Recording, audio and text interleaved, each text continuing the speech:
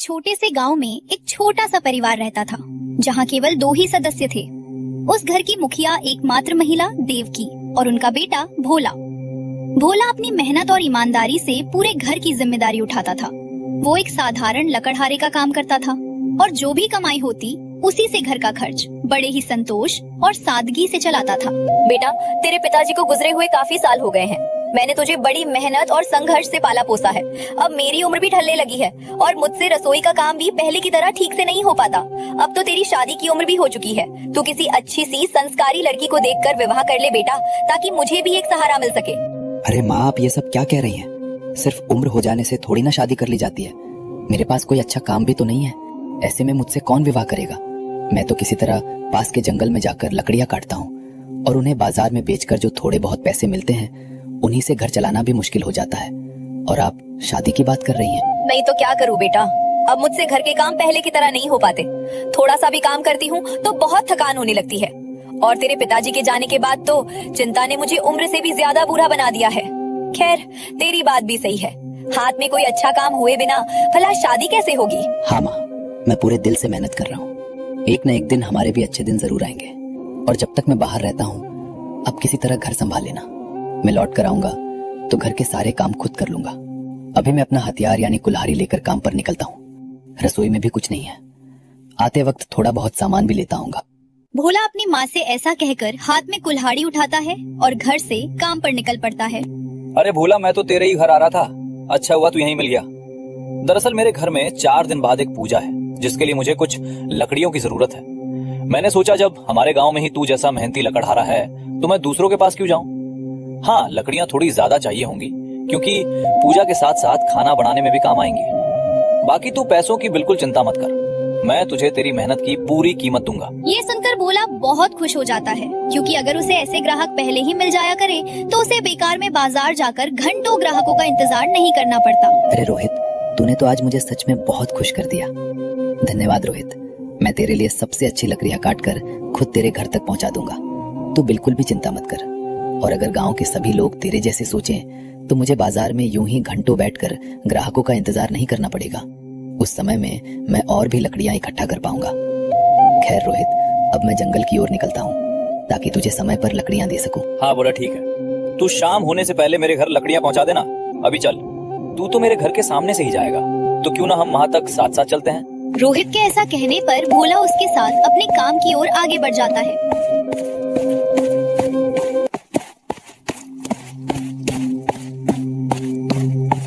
आज तो किस्मत ने घर से निकलते ही साथ दे दिया।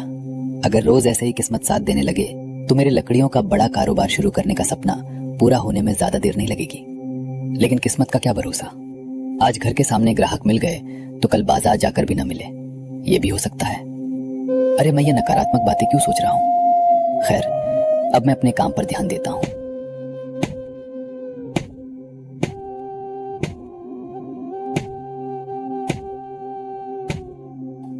आज तो जैसे किस्मत मेरा साथ देने में बहुत खुश है। आज की लकड़ियां भी काफी अच्छी मिली हैं। खैर, जो होता है अच्छे के लिए ही होता है। रोहित ने मुझ पर लकड़ियों की जिम्मेदारी सौंपी है, तो मेरा भी कर्तव्य है कि मैं उसे सबसे अच्छी लकड़ियां ही दूं। भोला ऐसे ही खुद से बातें करता हुआ खुश हो जाता है और सिर पर लकड़ियां उठाकर आगे बढ़ जाता है। माँ, आपको पता है, आज जब मैं घर से काम के लिए निकला तो बाहर ही हमारे गांव के रोहित से मुलाकात हो गई। उसने मुझे काफी अच्छी मात्रा में लकड़ियां लाने की जिम्मेदारी दे दी। इसी वजह से आज मुझे यूं ही बेकार में बाजार जाकर बैठना नहीं पड़ा। उसने मेरी मेहनत का अच्छा खासा मेहनताना भी दिया, जिससे आज मन को काफी संतोष मिला। ये तो बहुत अच्छी बात है बेटा। अगर किस्मत हमेशा इसी तरह तुम्हारा साथ देता रहा तो तुम्हारा लकड़ियों का बड़ा कारोबार शुरू करने का सपना पूरा होने में ज्यादा देर नहीं लगेंगे। और भला किस्मत तुम्हारा साथ क्यों नहीं देगा?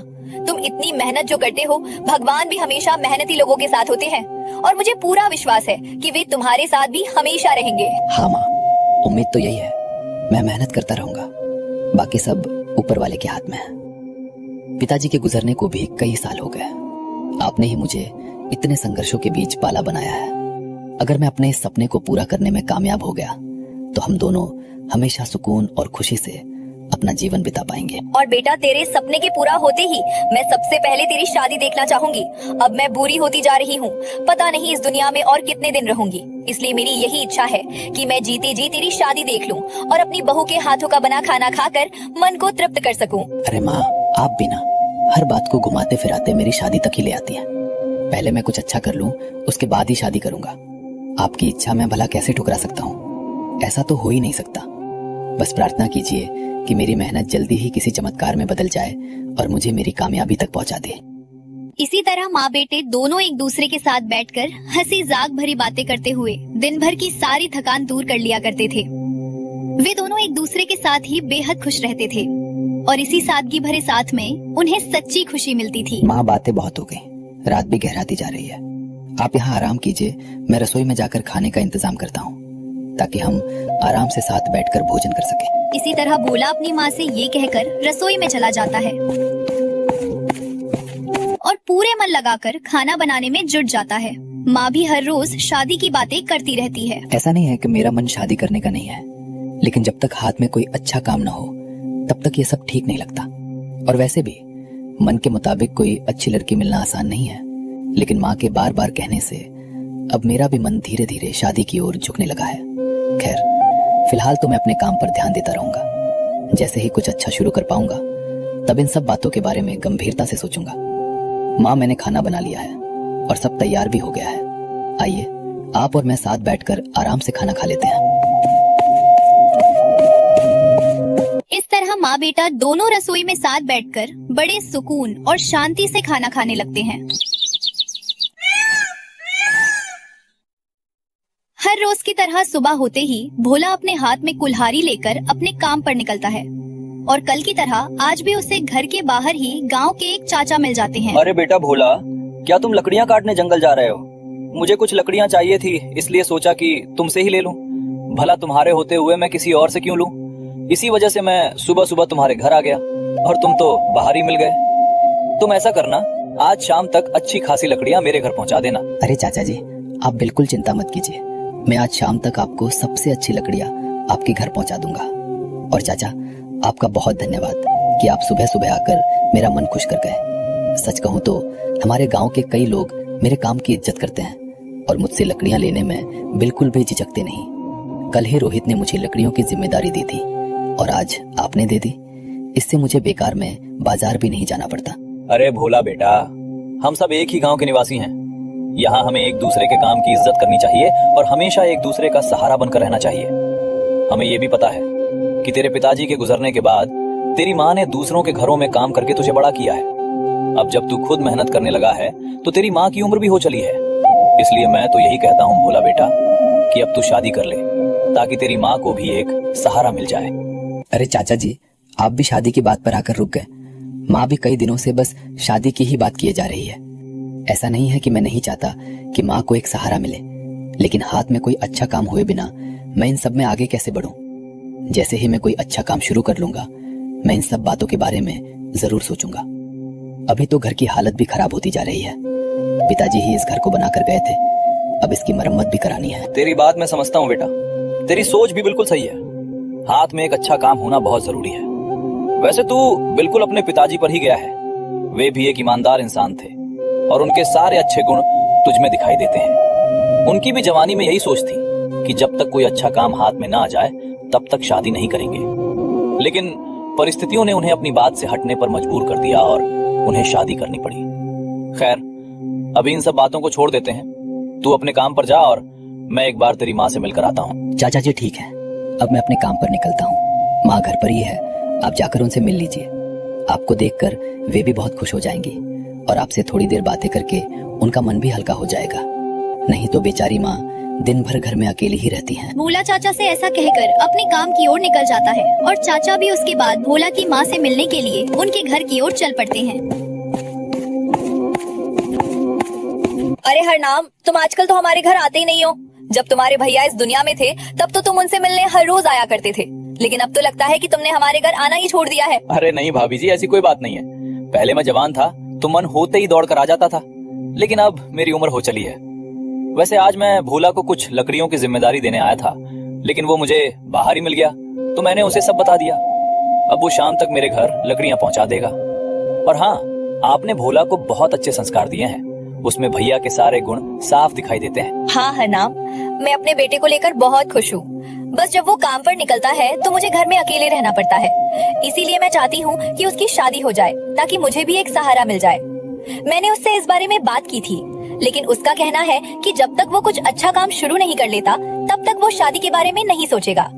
लेकिन एक बात तो माननी पड़ेगी, मेरा बेटा दिन भर जंगल में लकड़ियाँ काट कर आता है और रात को खाना भी वही बनाता है। मेरी तबीयत अब अक्सर खराब रहने लगी है, जिसकी वजह से मैं ज्यादा कुछ कर नहीं पाती और जल्दी थक जाती हूँ। अरे भाभी जी, अभी बाहर मैंने भी भोला से शादी की बात की थी, लेकिन उसने मुझसे भी यही सब कहा। खैर, उसे जो अच्छा लगे वही करने दीजिए। उसने भी अपने मन में कुछ सोच समझ कर ही रखा होगा। और वैसे भी भोला जो भी करेगा सोच समझ कर ही करेगा और अच्छा ही करेगा। मुझे उस पर पूरा विश्वास है। हाँ हरनाम, मुझे भी अपने बेटे पर पूरा भरोसा है। भाभी जी, अब मैं चलता हूँ। आप अपना और अपनी तबीयत का अच्छे से ख्याल रखिएगा।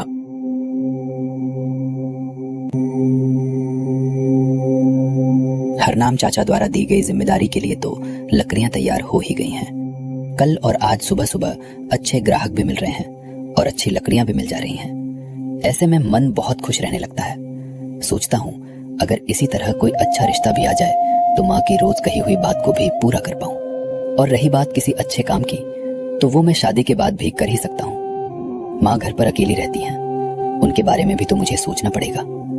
खैर, अभी इन सब बातों को छोड़ देता हूँ। ये लकड़ियां हरनाम चाचा के घर पहुंचाकर मैं भी अपने घर चला जाऊंगा। माँ, आज सुबह जैसे ही मैं घर से निकला मुझे हरनाम चाचा मिले थे। उन्होंने मुझे लकड़ियों की जिम्मेदारी सौंपी थी और कहा था कि वे आपसे भी मिलना चाहते हैं। फिर मैं जंगल चला गया था और लगता है कि वे आपसे मिलकर भी गए होंगे, है ना? हाँ बेटे, हरनाम आज हमारे घर आए थे। वैसे जब तेरे पिताजी इस दुनिया में थे तब हरनाम चाचा रोज हमारे घर आया करते थे, लेकिन उनके गुजर जाने के बाद उनका आना जाना लगभग बंद ही हो गया था। आज वे आए और थोड़ी देर उनसे बातें की तो मन को बहुत सुकून मिला।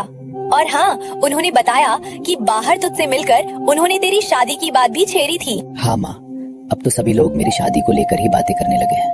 और अब मैंने भी सोच लिया है कि अगर कोई अच्छी लड़की मिल जाए तो आपकी ये इच्छा जरूर पूरी कर दूं। बाकी शादी के बाद भी मैं अपने सपनों के लिए मेहनत करता रहूंगा।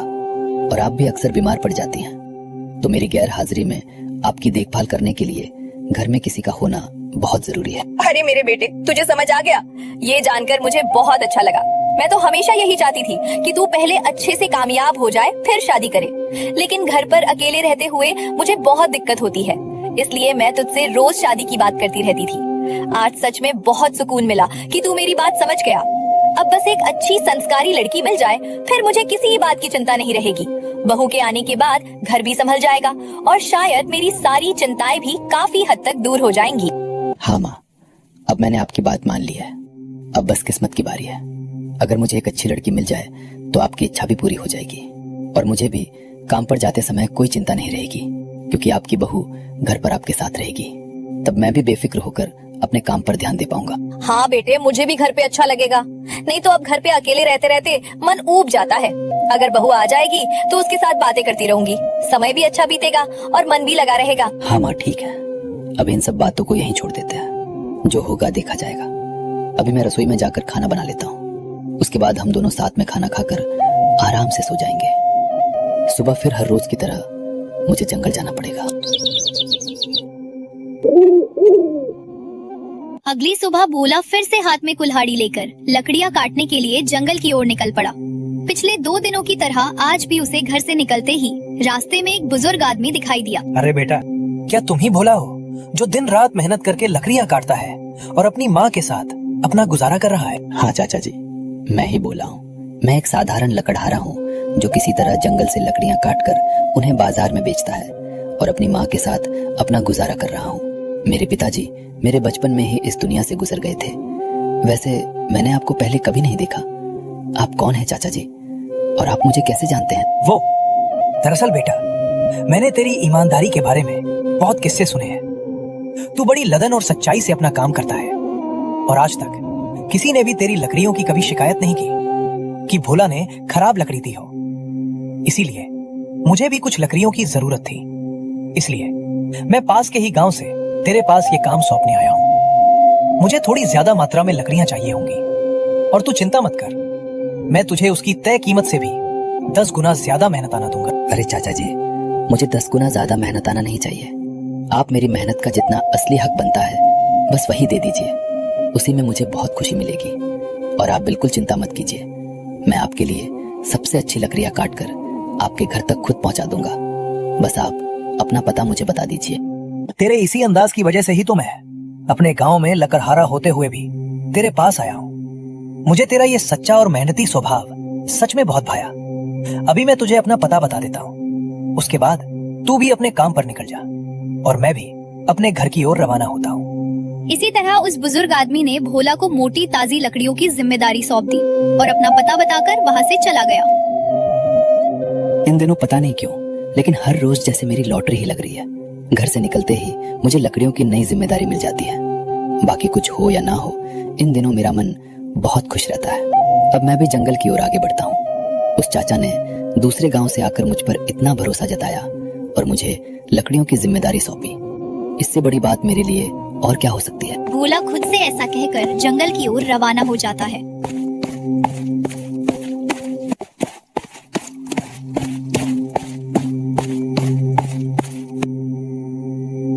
आज भी मैं इसी पेड़ से लकड़ियां काट लेता हूँ, क्योंकि इसकी लकड़ियां बहुत अच्छी होती है।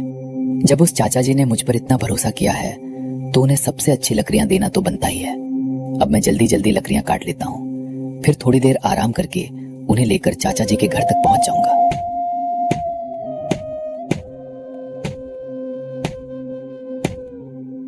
लकड़ियां तो बहुत अच्छी हैं। चाचा जी इन्हें देखकर बहुत खुश हो जाएंगे और मुझे भी अच्छा लगेगा कि मैंने उनके भरोसे को निभाया। पिताजी, आप जहां भी हो, शायद मुझे देख रहे होंगे। देखिए, आपके बेटे की किस्मत भी इन दिनों कैसी है। हर रोज घर से निकलते ही कोई ना कोई जिम्मेदारी मिल जाती है। आज अगर आप भी हमारे साथ होते तो कितना अच्छा लगता। खैर, आप जहां भी हो, बस अच्छे से रहिए। अब मैं ये लकड़ियां लेकर चाचा जी के घर पहुंचा देता हूँ। अरे भोला बेटे, तू तो लकड़ियां काट कर ले भी आया।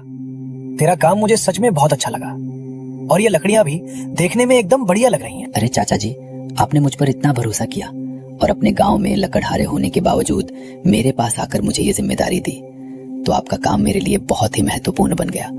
और आपका बहुत बहुत धन्यवाद कि आप मेरे जैसे एक साधारण लकड़हारे को ढूंढते हुए खुद मेरे घर तक आए। मैं आपका हमेशा शुक्रगुजार रहूंगा। वैसे बेटा, मैंने तेरे कामों के किस्से लोगों से बहुत सुने हैं, और तेरी ईमानदारी के बारे में तो हर किसी को पता है। इसलिए आज मैंने तेरी एक छोटी सी परीक्षा ली, ये देखने के लिए कि तू कितना ईमानदार और अपने काम के प्रति कितना सजग है। मुझे असल में इन लकड़ियों की कोई जरूरत नहीं थी। आज के जमाने में अगर किसी को थोड़े ज्यादा पैसे देने की बात की जाए तो कोई मना नहीं करता, लेकिन तूने साफ मना कर दिया। तेरा यही सच्चा और सरल अंदाज मुझे बहुत पसंद आया बेटे। चाचा जी से ये सब बातें सुनकर भोला हैरान रह गया और उनसे कहने लगा, लेकिन चाचा जी, आपने ऐसा क्यों किया? मुझे सच में कुछ समझ नहीं आ रहा है। कृपया आप मुझे विस्तार से बताइए। तो सुनो बेटा, असल में मेरी एक बेटी है जिसकी शादी की उम्र हो गई है। उसकी शादी के लिए मुझे एक अच्छा, ईमानदार और सच्चे दिल वाला लड़का चाहिए था। मैं चाहता था कि वो लड़का अपनी मेहनत के दम पर आगे बढ़े, ना कि अपने पिता के सहारे। मुझे जिन जिन गुणों की तलाश थी वे सारे गुण मैंने तुम में देखे हैं। इसलिए मैंने तुम्हारी ये छोटी सी परीक्षा ली और तुम उसमें सफल भी हुए। अब मैं चाहता हूँ कि तुम इस रिश्ते को स्वीकार कर लो, क्योंकि मेरी बेटी के लिए तुमसे बेहतर लड़का मुझे कहीं नहीं मिलेगा बेटा। लेकिन चाचा जी, मेरा एक सपना है कि मैं लकड़ियों का बड़ा कारोबार शुरू करूं, जिसके लिए मैं लगातार मेहनत कर रहा हूं। अगर मेरा ये सपना पूरा हो जाए तो उसके बाद शादी करूं। क्या ये ठीक रहेगा? आप ही बताइए। अरे बेटा, मेरे पास हर तरह के कई व्यवसाय हैं और मैं तेरे सपने को पूरा करने में पूरी मदद करूंगा। उसके बाद तू अपने कारोबार को अच्छी तरह आगे बढ़ाता रहना। मुझे तुझ पर पूरा भरोसा है कि तू ये जरूर कर पाएगा। उस बुजुर्ग आदमी की ये सारी बातें सुनकर भोला बहुत खुश हो गया। उसे ये जानकर और भी खुशी हुई कि अब उसका सपना भी पूरा होने वाला है और साथ ही उसकी माँ की इच्छा भी पूरी हो जाएगी। इन सब बातों से प्रसन्न होकर भोला ने ये रिश्ता स्वीकार कर लिया। धीरे धीरे उसकी अच्छी किस्मत ने हमेशा उसका साथ दिया और आखिरकार उसका सपना पूरी तरह साकार हो गया। अब उसका परिवार भी पूरा हो चुका था और वो अपने जीवन में सुख शांति से रहने लगा। इसी के साथ इस सुंदर कहानी का अंत होता है।